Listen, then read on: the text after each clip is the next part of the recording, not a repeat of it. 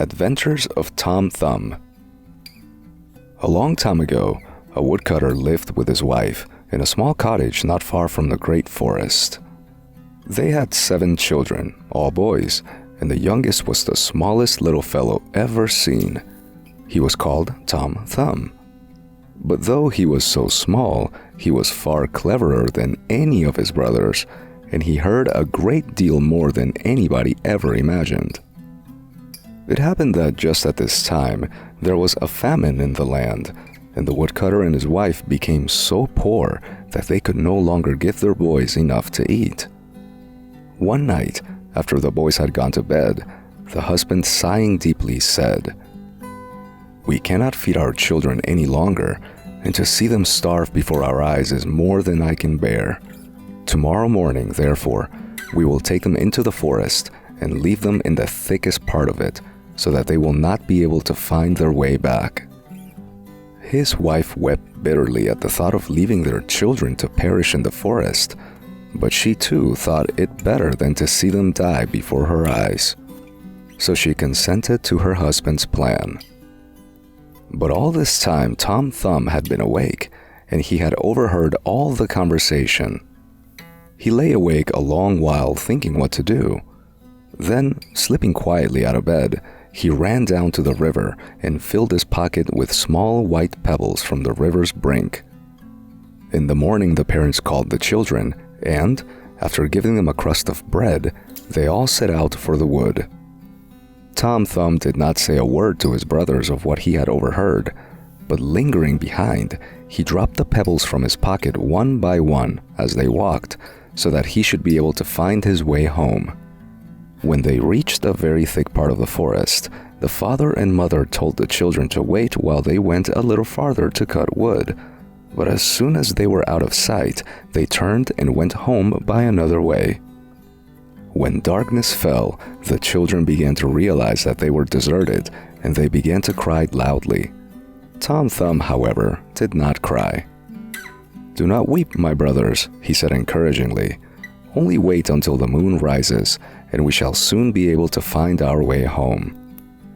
When at length the moon rose, it shone down upon the white pebbles which Tom Thumb had scattered, and following this path, the children soon reached their father's house. But at first they were afraid to go in, and waited outside the door to hear what their parents were talking about. Now it happened that when the father and mother reached home, they found a rich gentleman had sent them 10 crowns in payment for work which they had done long before. The wife went out at once and bought bread and meat, and she and her husband sat down to make a hearty meal.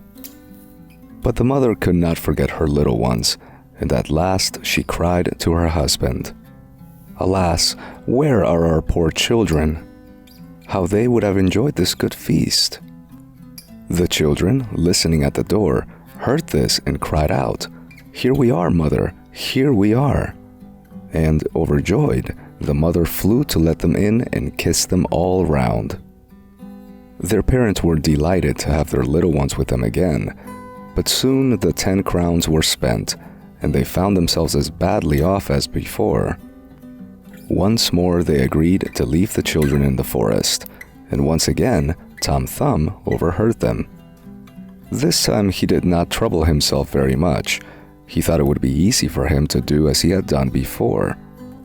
He got up very early the next morning to go and get the pebbles, but to his dismay, he found the house door securely locked.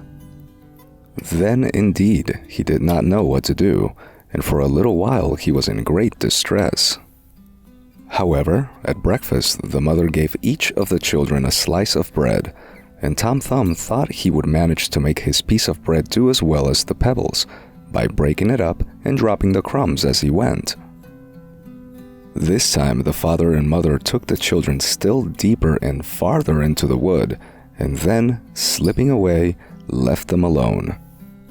Tom Thumb consoled his brothers as before, but when he came to look for the crumbs of bread, not one of them was left. The birds had eaten them all up, and the poor children were lost in the forest, with no possible means of finding their way home. Tom Thumb did not lose courage. He climbed to the top of a high tree and looked round to see if there was any way of getting help. In the distance, he saw a light burning, and coming down from the tree, he led his brothers toward the house from which it came. When they knocked at the door, it was opened by a pleasant-looking woman, and Tom Thumb told her they were poor children who had lost their road and begged her to give them a night's shelter. "Alas, my poor children," said the woman, "you do not know where you have come to. This is the house of an ogre who eats up little boys and girls." "But, madam," replied Tom Thumb, "what shall we do?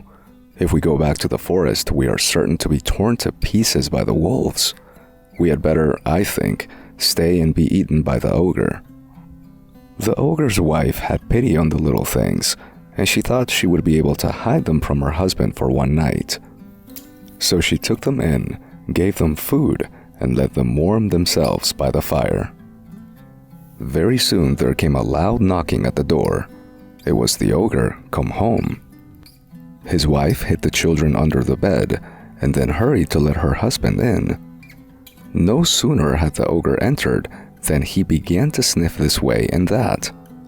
"I smell flesh," he said, looking round the room. "It must be the calf which has just been killed," said his wife.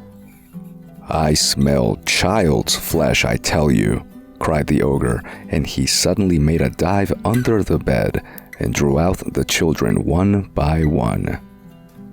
"Oh ho, madame," said he, "so you thought to cheat me, did you? But really, this is very lucky. I have invited 3 ogres to dinner tomorrow. These brats will make a nice dish." He fetched a huge knife and began sharpening it, while the poor boys fell on their knees and begged for mercy. But their prayers and entreaties were useless. The ogre seized one of the children and was just about to kill him when his wife said, "What in the world makes you take the trouble of killing them tonight? Why don't you leave them till the morning? There will be plenty of time, and they will be much fresher." "That is very true," said the ogre, throwing down the knife. "Give them a good supper so that they may not get lean, and send them to bed." Now, the ogre had 7 young daughters who were all about the same age as Tom Thumb and his brothers.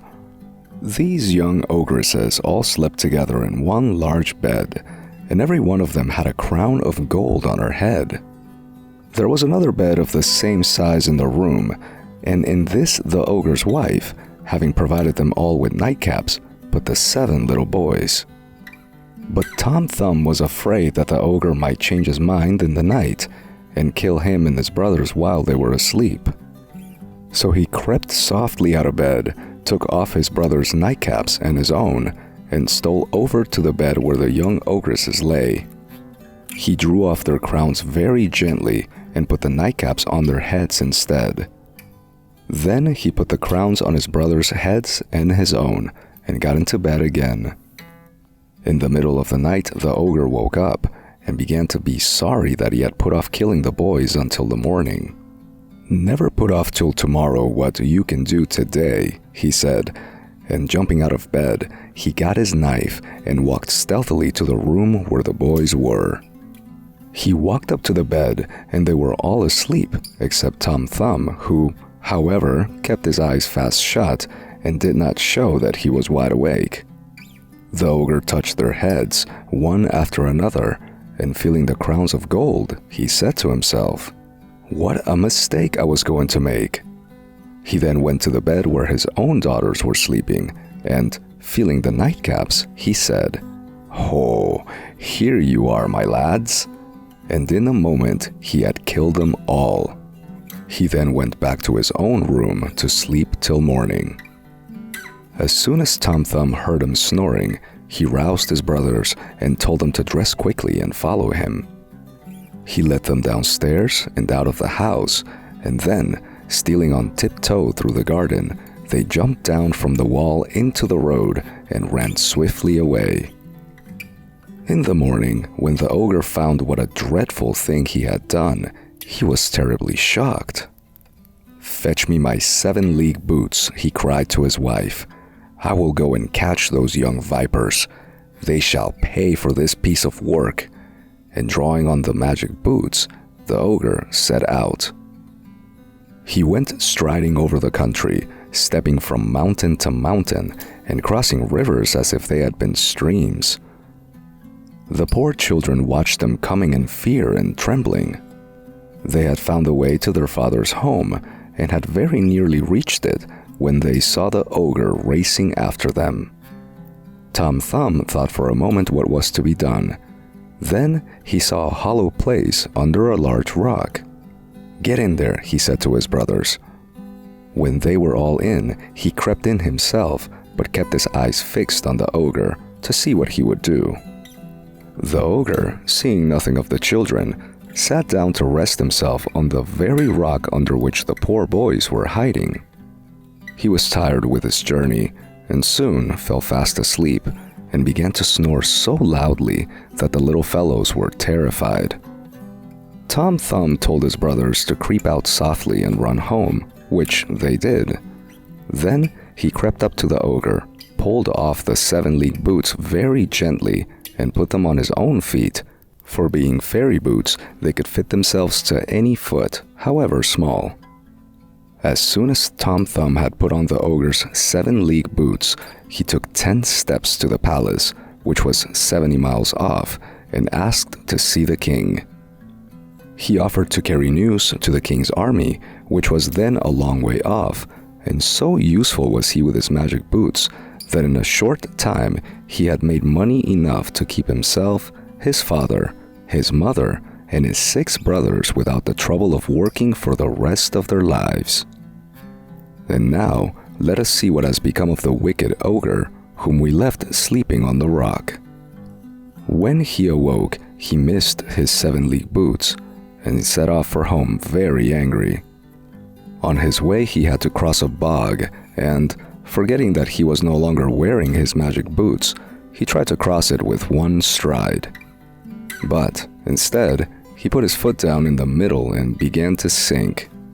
As fast as he tried to pull out one foot, the other sank deeper, until at last he was swallowed up in the black slime.